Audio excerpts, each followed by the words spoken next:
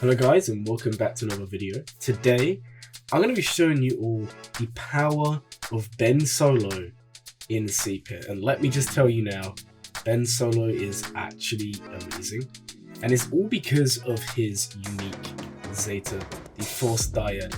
Basically what this means is if Rey is the lead, Ben Solo cannot die while Rey is above 50% health, and Rey cannot die while Ben is alive. Now, this isn't Grand Arena, so Ben's not going to be reviving. This is a whole nother thing there. However, in Cpit, it still works a charm.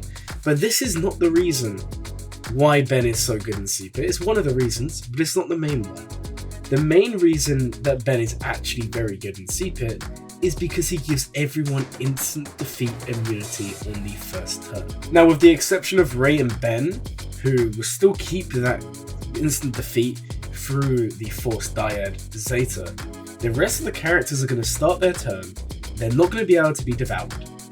And as long as you don't take a turn, if you do take a turn guys, this is going to impact this, but as long as you don't take a turn, anyone who gets devoured by the Rancor will not die.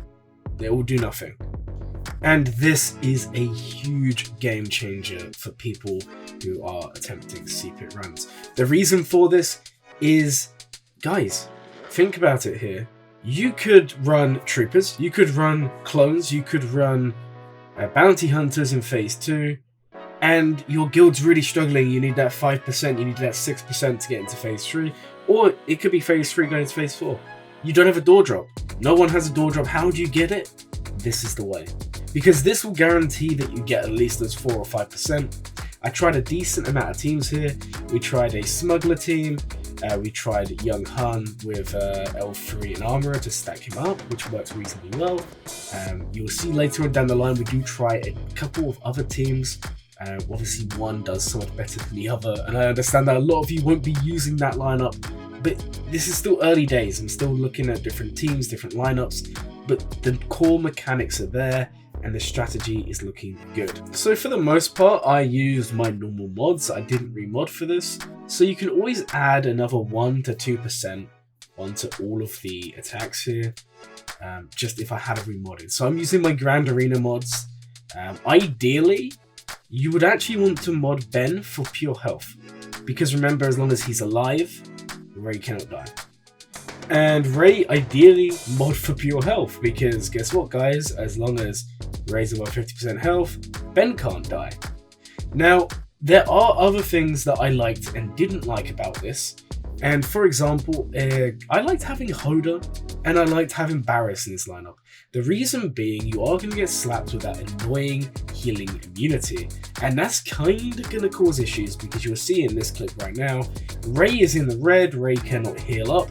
Luckily, Ben has enough protection up to take a couple of hits. But what you can do if you bring Barriss or Hoda, you can equalize your health. Now, equalization of health ignores healing immunity. So you can keep Rey above that 50% health at all times. Obviously, there is the very, very small chance that the Rancor just does a crazy AoE and just kills them both at the same time. But the chances of that happening is quite slim. Also, Ben would have to die in the animation before Rey does.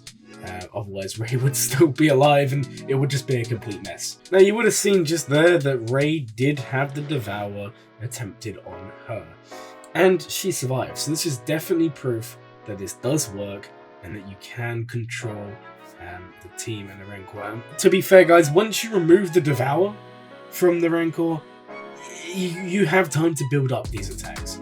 It's not like phase 4 where the damage is ramping so quick you can't get there. The damage is going to ramp up quick, don't get me wrong, but it's not P4 quick. And yeah, I mean, Galactic Legends aren't immune to Devour, so it's nice to be able to find a way to do that. Unfortunately, here we did actually lose Armourer. That was a big loss for us, because we were going for the stacks of Beskar and Ben if possible. Because again, I found Armourer to be so good in this lineup. The reason being, when Armourer is in the lineup and you get the 3 stacks, you give the critical hit immunity, which will help a lot with survivability and keeping those 2 key characters in Ben and Rey alive. And next up, we actually tried Jawas. Now, Unfortunately, because Ben has to be here, we can't bring Armorer and we can't bring Wat Tambor. Wat Tambor wouldn't really be the best one here anyway, just because debuffs are constantly reapplied and buffs are dispelled on basic from the Rancor. But we ran the 3 Jawas that you would normally run, and then Ben and Rey. Now the idea here is you're just trying to soak up the Devours. Now this one did have a lot more RNG. I maybe tried 5 or 6 attempts here. I'm only going to show you one, and it's not the best score ever. And I don't want you guys to look at this and think, oh no, this is no good, it's not that good a score. And my answer to you guys is this is just to show you the mechanics that Ben brings to the table. It isn't necessarily to show you the best attack ever, it's just to show you the possibilities which we now have thanks to Ben Solo. Which I know that a lot of you either have him or don't have Rey, or just don't have him or Rey. I mean, that's perfectly fine. He is still a relatively new character, and Rey is still the galactic legend that has been farmed the least.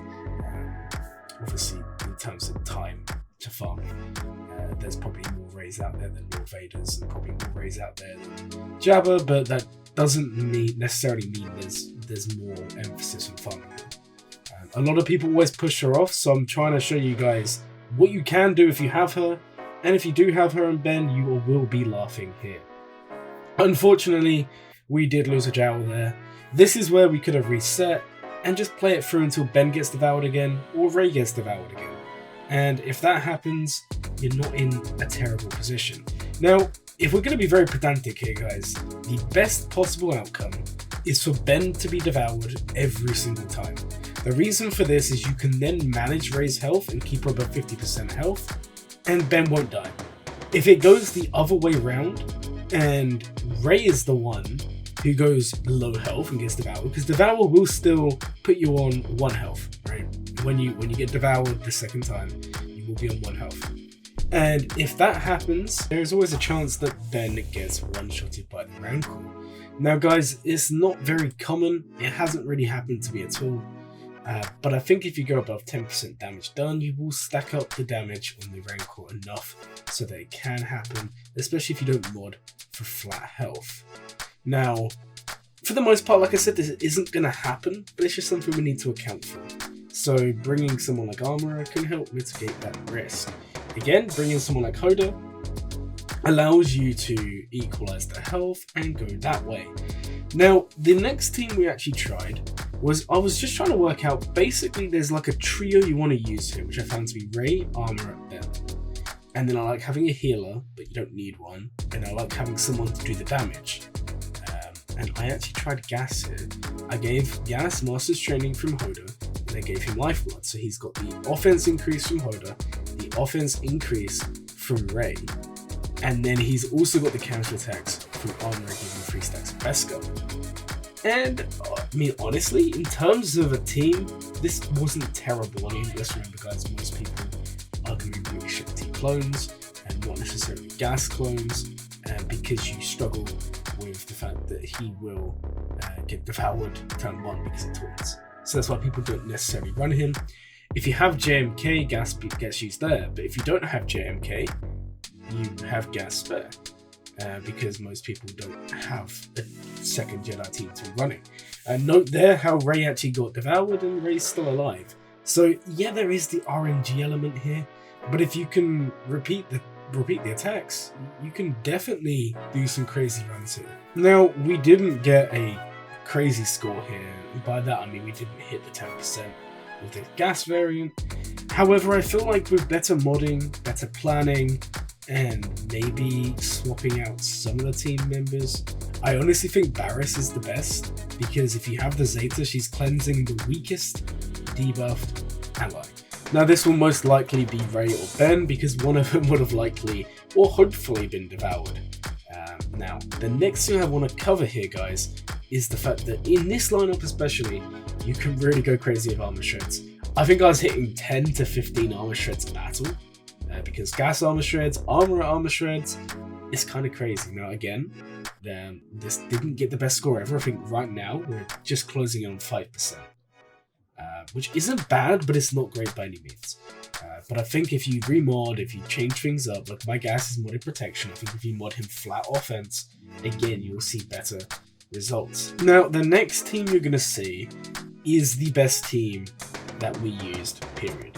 And that team, unfortunately, did utilize Commander Ahsoka.